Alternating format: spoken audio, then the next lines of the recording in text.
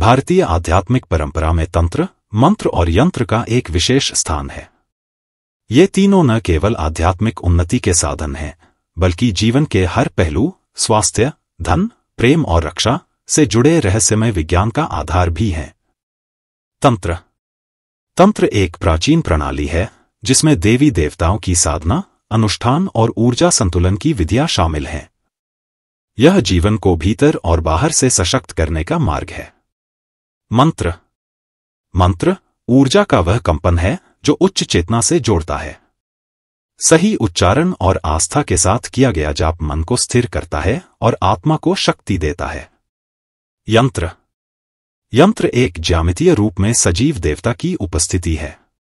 यह ध्यान, साधना और मंत्रों के प्रभाव को केंद्रित करने का माध्यम है। सदुपयोग या दुरुपयोग। तंत्र, मंत्र और यंत्र का उपयोग जहां कल्याणकारी हो सकता है, वहीं गलत उद्देश्यों से इसका दुरुपयोग भी संभव है। इसलिए इनका प्रयोग सद्भाव, आस्था और नैतिकता के साथ करना चाहिए। निष्कर्ष। तंत्र, मंत्र और यंत्र तीनों मिलकर व्यक्ति को आत्मबोध, शक्ति और दिशा प्रदान करते हैं। सही मार्गदर्शन में इनका उपयोग जीवन को सफल और सार्थक बना सकता है।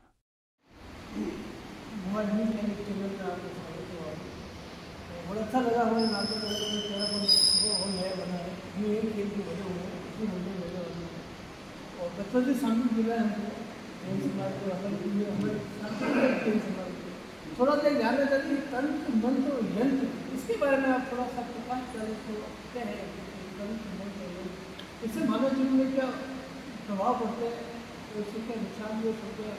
अगर तंत्र मंत्र लोग द्वेष भावना से करते हैं तो उसके प्रति लोगों की क्या हो सकती है, और सही सद्भावना में मानव धर्म कल्याण में क्या है। जैसे तो हम लोग कह रहे हो तंत्र, मंत्र और यंत्र, ये सारा युग चलता है। पहले मंत्र का युग, उस समय वहाँ देखो बड़े बड़े पहाड़ों के ऊपर जो मंदिर बने, केवल मंत्र से उठाते रहने से और वहां ले जाते रहे, है ना, ऐसा ही। उसके बाद यंत्रवादा युग आया, समझा, ये तंत्र का है, ये युग चलता है।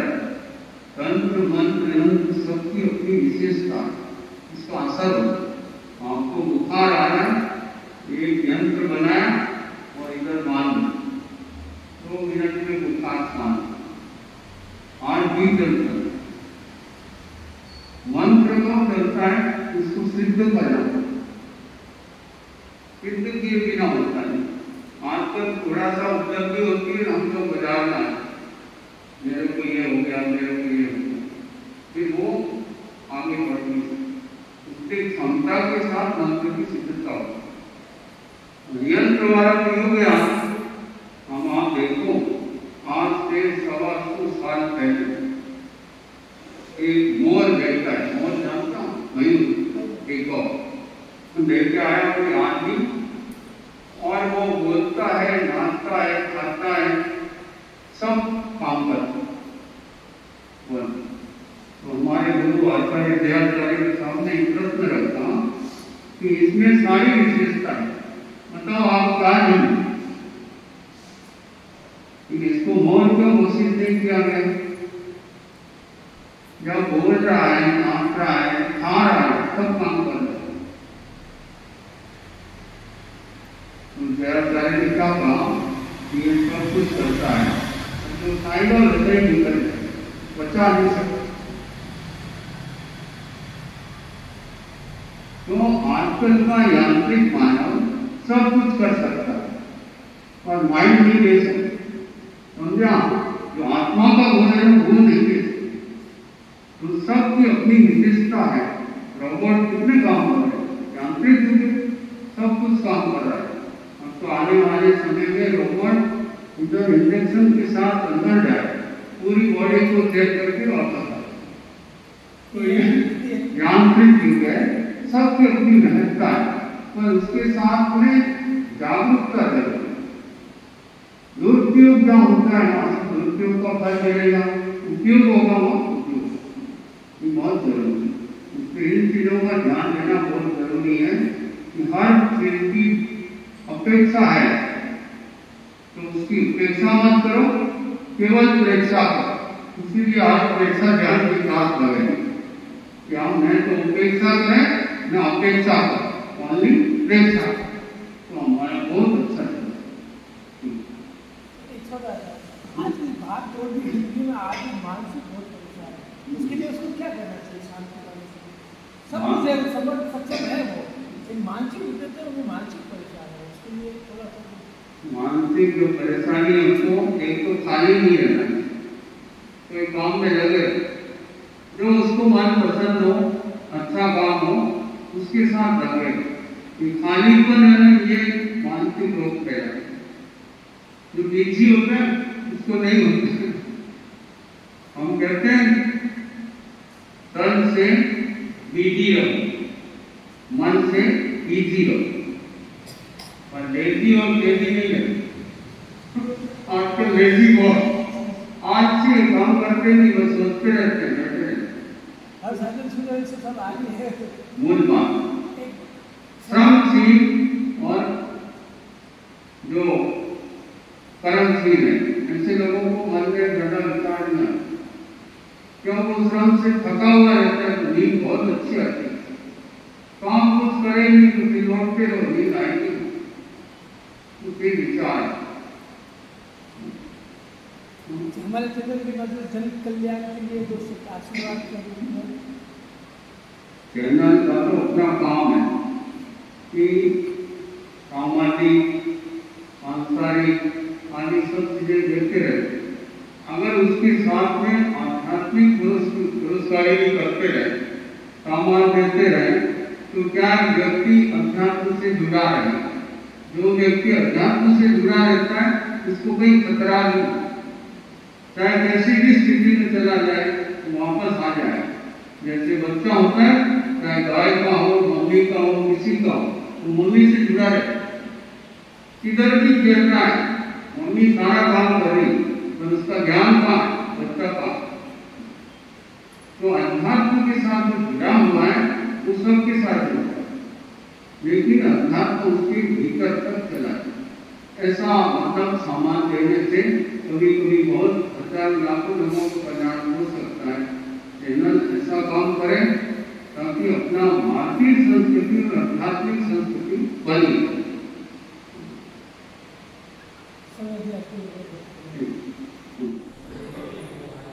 जय जिनेंद्र। जो तेरापंथ में जो ये महाराज से पधारे हुए हैं, तो 3-4 दिन का प्रवास रहा, तो इस प्रवास के दौरान अपने क्या अपने समाज के लिए, अपने नगर के लिए, जन कल्याण के लिए जो हुआ उसके बारे में थोड़ा प्रकाश डाला। यहाँ पर मुनीश जी विराजे हैं, आपका पूरा सहयोग रहा है। आपने प्रेक्षा ध्यान के बारे में, अरहम की ध्वनि के बारे में बहुत सारा बताया, बहुत सारे प्रयोग करवाए और बताया कि अरहम की ध्वनि कहाँ से शुरू होती है, कहाँ से संपन्न होती है, इसके बारे में बहुत अच्छे प्रयोग भी करवाए और क्लास भी करी थी यहाँ। तो बहुत अच्छा सहयोग मुनीश जी का रहा है, आप उसके लिए बहुत बहुत धन्यवाद। हम सभी महिला मंडल मुनीश जी के प्रति बहुत बहुत कृतज्ञता ज्ञापित करते हैं। और आप भी यहाँ पधारे हैं और इस कार्यक्रम की शोभा बढ़ी है, तो आपका बहुत बहुत हार्दिक स्वागत और अभिनंदन करती है। तेरापंथ महिला मंडल नागपुर द्वारा आपका स्वागत और अभिनंदन करती है। आप भी कोई अपने नगर इसमें महाराज श्री के जो प्रवचन हुए उसके आप बारे में कोई आपने जो थोड़ा सा अवगत कराएं, प्रकाश डालें। उन्होंने थायराइड के लिए बताया और ड्यूटी लगती है, मतलब नाभि का बताया, और इसका हाथ में होता है दर्द, उसके बारे में बताया, गर्दन का बताया, रीढ़ की हड्डी का बताया, सब आसन बताया उन्होंने। आज ही बताया, ये सब बताया सुबह। साथ ही आज एक बहुत बड़ा महाराज ने बताया तंत्र मंत्र और यंत्र मंत्र के बारे में, उसके बारे में आपने बहुत बड़ी जो बात बताई, तो आज दिन तक हमें भी सुनने में नहीं आया तंत्र मंत्र यंत्र का तो क्या चीज़ है। तो आपका भी जो रहा बड़े भाग्यशाली रहे। अब आप कोई अपना विचार हो तो आप व्यक्त करें। ये वर्ष प्रेक्षा कल्याण वर्ष चल रहा है, तो हर महीने एक कार्यशाला भी आती है महिला मंडल के लिए, अखिल भारतीय से आती है। तो स्थानीय तेरापंथ महिला मंडल भी यहाँ इसको फॉलो करती है और महीने में एक मीटिंग उसकी करती ही है। उसमें सारी महिलाएं आती हैं और प्रेक्षा ध्यान के बारे में ध्यान करवाते हैं, प्रयोग करवाते हैं, प्रेक्षा के बारे में बताते हैं प्रेक्षा का संगान करते हैं, प्रेक्षा गीत का। अभी एक चुनाव के लिए भी आपका आया था, मैंने उसकी चुनाव लगे, तो चुनाव भी होने वाले हैं आपके 20-21 तारीख को, 20 जून को चुनाव है। ये चुनाव नहीं है, हमारे लिए मनाव का है। अच्छा। चुनाव हम नहीं करते हैं, हम मनाव की प्रक्रिया से अगले अध्यक्ष को चुनाव करते हैं। तो आने वाले समय में आपका महिला मंडल का इस समाज के लिए क्या विशेष प्रोग्राम रहेंगे, आयोजन रहेंगे, उत्सव रहेंगे, मनोरथ रहेंगे, क्या विचार, क्या सोच बना? हमारे के आगे से सारे कार्यक्रम आते हैं, अखिल भारतीय से जो कार्यक्रम यहाँ आते हैं हम सब उसको फॉलो करते हैं। और महिला मंडल में, स्थानीय महिला मंडल में जो भी कार्यक्रम आते हैं उसको हम पूरा प्रारूप के रूप से पूरा करते हैं। तो इसी आशा के साथ ओम अरहम।